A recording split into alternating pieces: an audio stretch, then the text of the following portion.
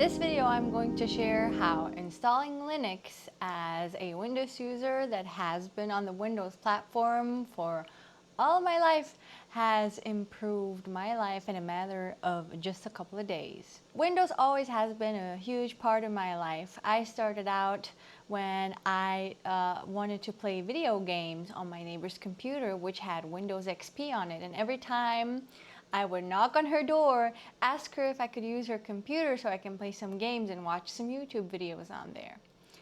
After that, I got my first laptop, which was a hand-me-down from my older brother, which was a Sony Vaio laptop, a real chunky one.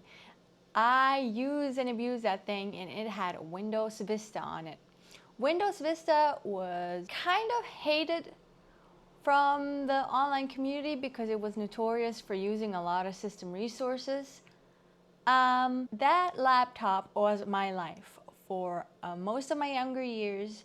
It is also the laptop that got me into tech. And gosh, these studio lights are burning me alive. It is so hot in here. Heat wave. My second laptop was an Acer ebook. Was it called ebook? It was like this real small, tiny little laptop with Windows 7 on it. I loved Windows Vista for its arrow design. Its design was immaculate. At least with my experience, I had very good memories of Windows Vista. It wasn't as clunky and slow as other people might have experienced it. Only have good memories of that computer. I must say its performance was quite okay for what it had. Unfortunately, I don't have that computer anymore. It was completely broken because I dropped it multiple times while standing up.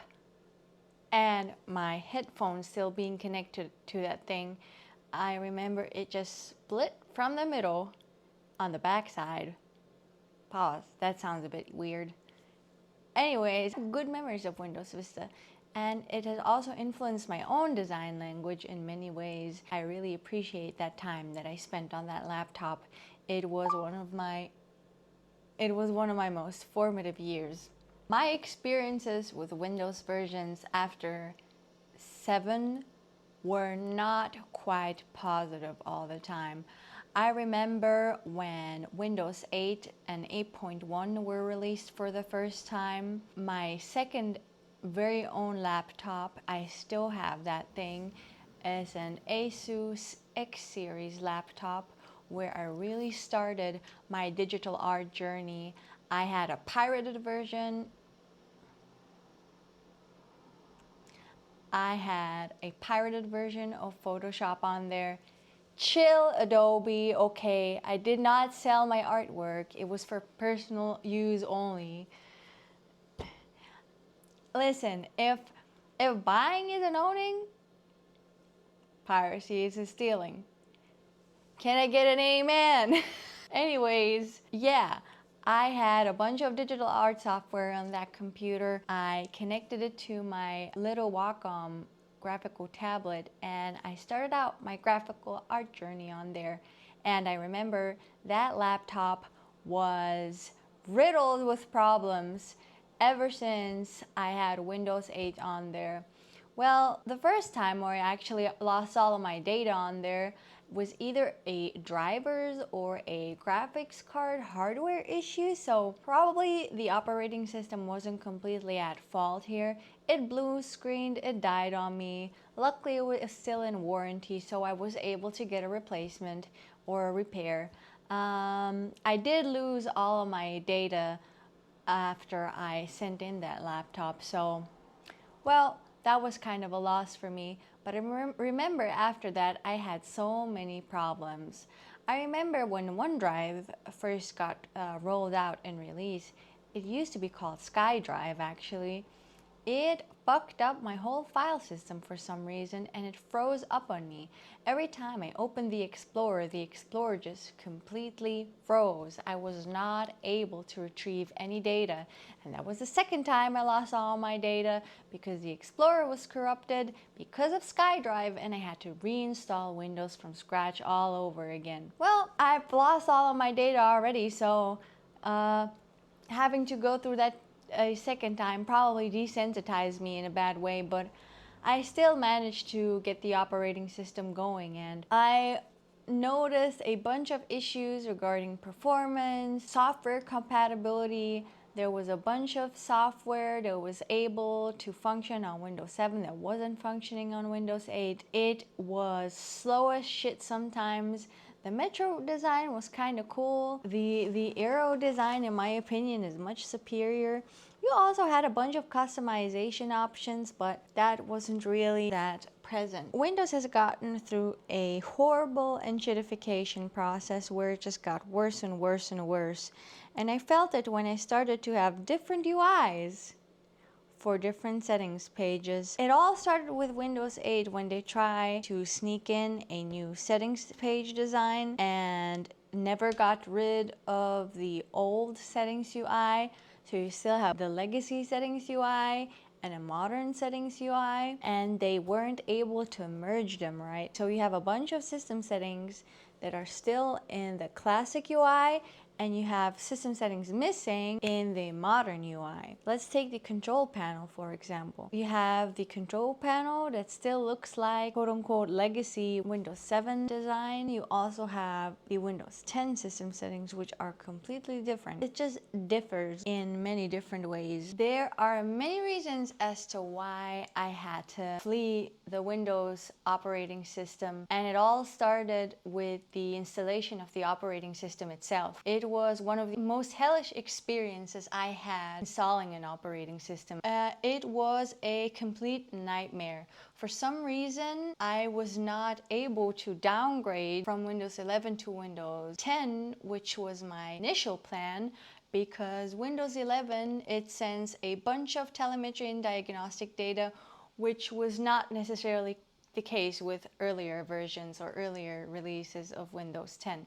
Not that I'm saying that Windows 10 is not the culprit of such things, but Windows 11 definitely took that practice to a different notch. While I was trying to downgrade, none of the system drivers worked. I wasn't able to use the touchpad, I wasn't able to make the touch function of the screen work, I wasn't really able to use the digitizer pen that came with the laptop. The system forced me to switch to Windows 11, which the laptop initially gets shipped with. Such a horrible experience. I remember spending hours to make the system work, and it was not about to happen. What I did was I ran a debloating script right after I installed Windows 11 from a GitHub repository. The script deinstalled a bunch of bloatware from the operating system and nuked every program which I didn't really need on my computer.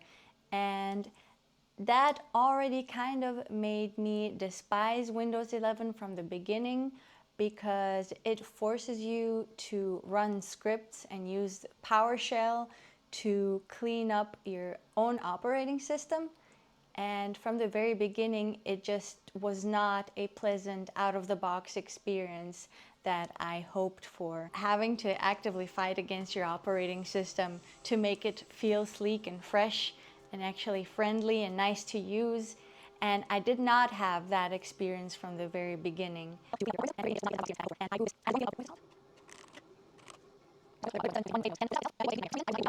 The UI of Linux Mint looks and feels like Windows XP, and Windows 7 had a modern baby. And it looks and feels absolutely amazing. The thing that impressed me the most about Mint is that it was able to recognize my Intuos tablet CTL480 from 2014, I think, just like that. I did not have to install any drivers. I did not have to calibrate anything. That's completely insane to me, because usually before I plug a graphics tablet into a computer, I have to spend at least 15 to 20 minutes to calibrate it, to install the right drivers, to install all the management software from the Wacom website. I didn't have to do anything on Linux Mint. That freaking blew my mind. I was just able to plug in the tablet. It immediately felt nice. It felt like it was already calibrated, And at least in Krita, my favorite graphic software on Linux, it was able to be recognized, which was a mind-blowing experience to me. Always had problems with connecting a Bluetooth device on Windows. Sometimes those devices didn't get recognized or they didn't get connected at all. You know, all of my Windows users know the headache that is Bluetooth on Windows 10 and 11.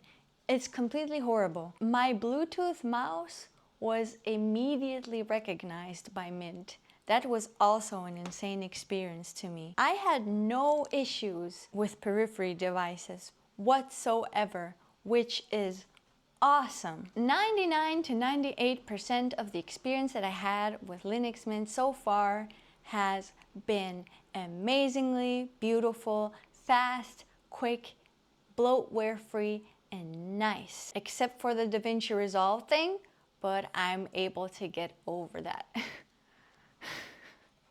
If you are not able to use DaVinci Resolve at all, you can use the slightly mentally ill cousin of DaVinci Resolve called Kdenlive. It is surprisingly quick. I was able to import and export everything that I use with Kdenlive so far. It just looks a bit scary. And you have to generate the executable from the Kdenlive file itself by yourself. That's just one command for the terminal that you have to use. You have to chmod the file and then start it up via terminal, and then it works just fine. At least in my experience, it has been an okay experience. Please let me know in the comments below. Are you also a Windows refugee just like me? Please let me know. What was your experience like? Have you had any issues so far? And do you miss anything from Microsoft Windows? I miss one thing. There should be something available for Linux. I really miss the Windows Vista era arrow design. That was incredibly beautiful.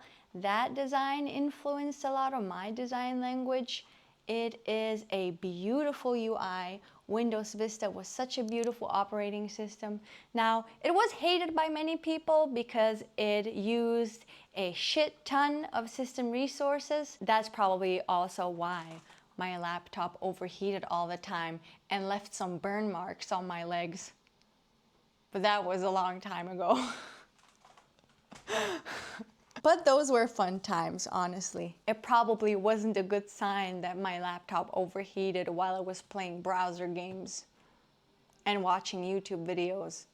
I'm able to get over that. That laptop served me very well. At the end of its lifetime, it looked like a... No, I can't say that. At the end of its lifetime, it looked like it got chewed up by my cat. So... It has served me well. I hope you join me next time while I rant about something in the tech world that pisses me off. Uh-oh. Oh no. No. This usually means that the graphics chip is dying. Oh shit. I think it was too hot outside, or something fried the GPU.